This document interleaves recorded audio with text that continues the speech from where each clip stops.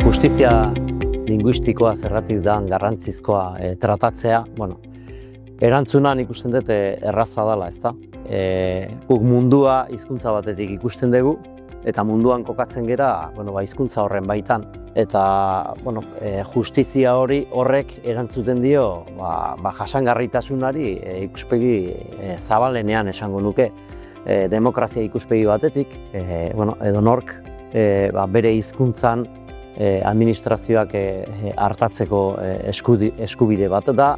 Hizkuntza gutxitu batek biziberritzean duen bidean ere ezinbestekoa da gaia mahai gainean jartzea bakarrik, horrekia garrantzia ematen dio, hizkuntzaren prestigioari erantzuten dio, berdintasunari erantzuten dio, horrekatik diot izaera baten jasangarritasuna bere ikuspegi zabalenean.